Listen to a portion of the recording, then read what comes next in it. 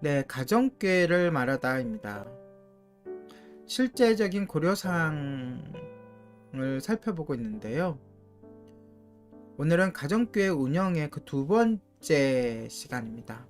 실제로 가정교회를 운영할 때 어떠한 것이 준비되어져야 되고 어떠한 것들이 고려되어져야 되는지 살펴보고 있습니다. 오늘은 가정교회 이 모이는 거에 대해 깊이 나눠보겠습니다. 궁극적으로 가정교회가 추구하는 모임은 열린 모임입니다. 열린 모임이라 하면 최종적으로 완전히 열린 예배 형식을 가지고 모든 사람이 지난 한 주 동안 개인적으로 그리스도 예수님을 만난 경험을 나누고 실제 모임이 이루어지는 동안에도 개인의 영적 은사들이 사용되도록 그리스도의 인도하심, 성령님의 인도하심을 받습니다. 그러므로 사람들은 다른 이들과 함께 나눌 준비가 되어 있어야 합니다. 여기까지 가기가 그렇게 쉽지만은 않은데요. 저희가 거의 1년을 지금 이 훈련을 하고 있는데 아직도 제 논외에는요, 제 기준으로는 3분의 1도 못 온 것 같습니다. 완전히 열린 형식으로 자유롭게 자신의 영적 은사들을 사용해서 하나님께 예배하고 나누고 찬양하고 기도하는 수준. 아직도 갈 길이 멀죠? 이것이 고린도전서 12장 7절에서 12절 그리고 14장에 언급된 성령님께서 이끄시는 모임, 성령님께서 주관하시는 예배입니다. 이 모임에서 모든 사람의 영적 은사와 재능이 마음껏 자유롭게 발휘하게 됩니다. 저는 오늘도 그날을 꿈꾸고 있습니다. 이런 열린 모임을 위해서는 먼저 어떻게 교회가 함께 모이는가를 새롭게 배우고 발견해야 합니다. 이것은 또 오랜 관행을 버릴 것을 요구하죠. 저희 교회가 지금 이렇게 하고 있질 못합니다. 기존에 있었던 예배 순서에 따라, 예배 형식에 따라 하고 있죠. 조금씩의 변화를 주곤 있지만 과감히 아직까지는 그것들을 떨쳐버리지 못하고 있습니다.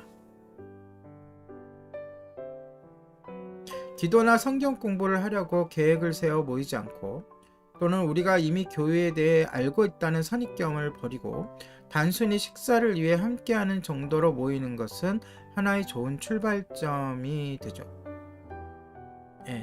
처음에 시작할 때 출발점은 우리 식사합시다, 함께 모여서, 이렇게 시작할 수도 있습니다. 그래서 식사를 하고 나서 또는 식사하기 전에 자유롭게 예배를 드리고 그런 모습들을 꿈꿔보죠. 오직 서로 나누고 참여하고 찬양하고 예배하고 기도할 준비만 해서 오는 것이죠. 순서를 정하지 않고. 그러면 식사 시간 동안에 함께 모이는 가운데 사람들은 성령님의 인도하심으로 자신들이 무엇을 해야 하고 교회 공동체는 어떻게 해야 하는지 발견하게 될 것입니다. 이 수준은 굉장히 높은 수준이에요. 왠지 아세요? 우리가 그동안 너무나 경직되어 있는 예배, 경직되어 있는 모임에 흠뻑 빠져서 살아왔기 때문에 이러한 자유로운 예배, 자유로운 모임을 가지려면 먼저 우리의 시각이 바뀌어야 되고, 또 습관화된 것들을 내려놓아야 되고, 또 새로운 것들을 시도할 수 있는 용기가 필요하기 때문에 앞으로 우리가 해나가야 할 모습이지만, 지금 저희 교회도 많이 힘듭니다. 저만 힘든지 모르겠지만 저는 이대로의 예배보다는 금방 얘기했던 자유로운 예배로 가기를 원합니다. 조금씩 가야겠죠. 이제 가정교회 운영에 대해 구체적으로 살펴보는데요. 첫째, 모임의 빈도입니다. 일주일에 몇 번 정도 모이는 게 좋겠는가죠.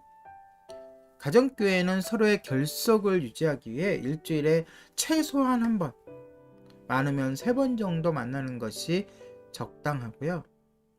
그 중에 한 번은 반드시 하나님께 예배하고 경배하고 말씀을 함께 나누는 말씀 선포가 있는 예배가 모임이 돼야 하고, 나머지 2번 정도의 모임은 간단하게 티타임도 괜찮고요, 식사 모임도 괜찮고, 간단하게 자신의 신앙과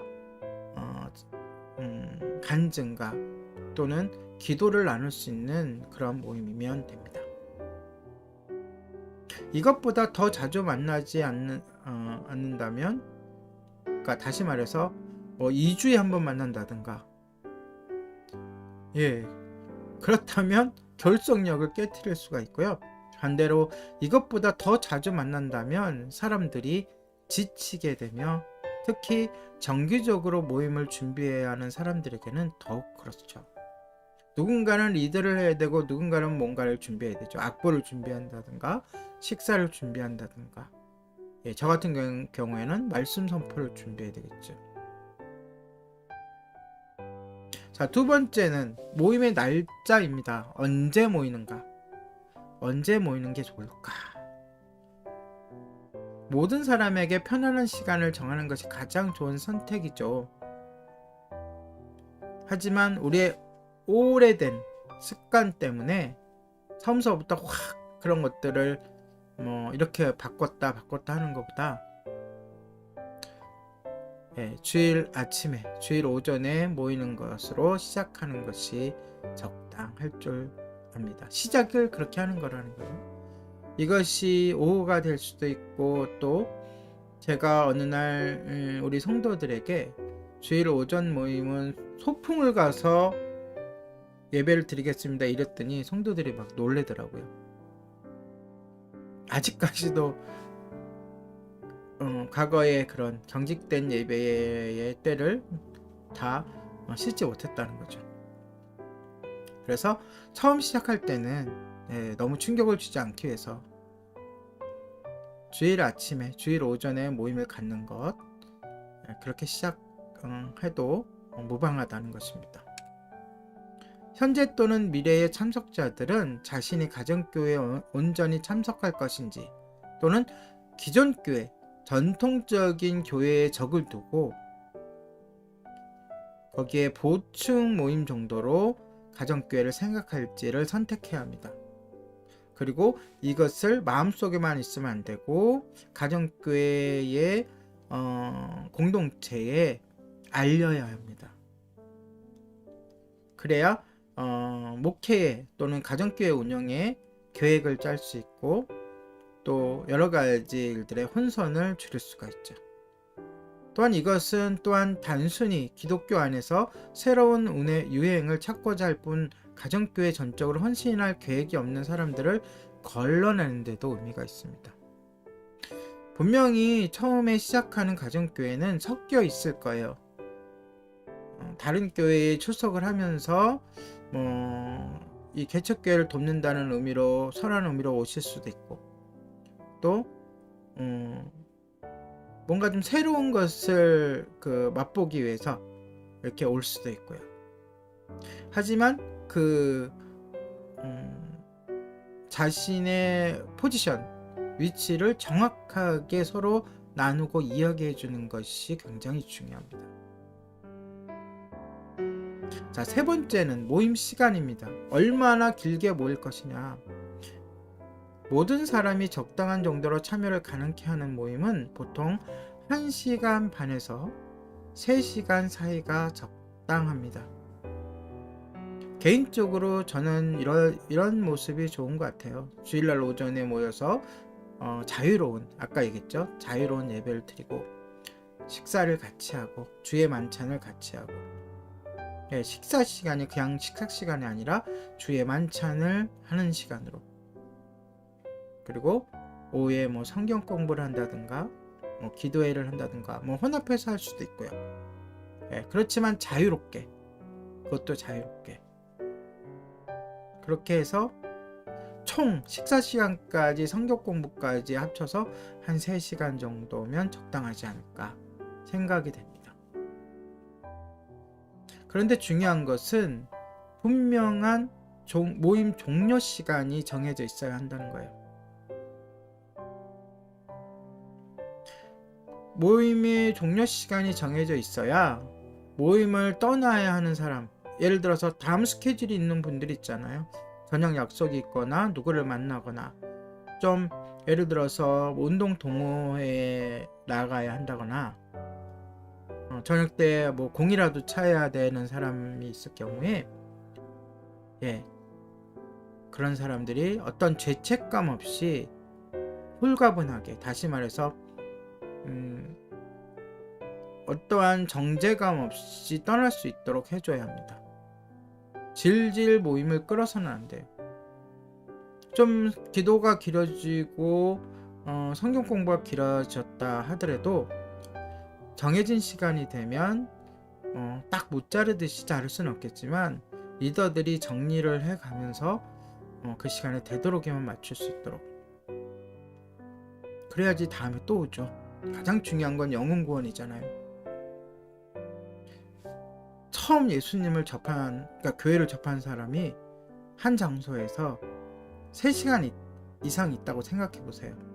그런데 다음 스케줄이 있는데 눈치를 보면서 못 가요. 그럼 다음에 오겠어요? 사람의 눈치를 보라는 게 아닙니다. 그의 영혼을 보라는 거죠. 자, 물론 원하는 사람은 모임에 자유롭게 남을 수도 있어야 합니다. 더 나누고 싶은 사람들이 있다면 더 남아서 다른 장소로 옮겨서 제2차, 3차의 모임을 갖는 건 별로 권장하고 싶지 않아요. 초반기에 가정교회, 개척교회들이 시작되면 사탄의 방해가 많아요. 다른 모임을 가지면, 통제되지 않는 모임을 가지면 그 교회의 공동체가 흐트러질 수도 있고 사탄의 공격의 대상이 될 수도 있습니다. 모든 모임은 그 장소 안에서, 정해진 장소 안에서 하는 것으로, 그리고 다른 곳으로 이동할 때는 반드시 책임 있는 리더가 함께 하는 것으로. 그리고 중요한 거, 장소를 제공한 가정을 위해서라도 함께 파는 것을 추천합니다. 그분들도 가정생활이 있을 거 아니에요.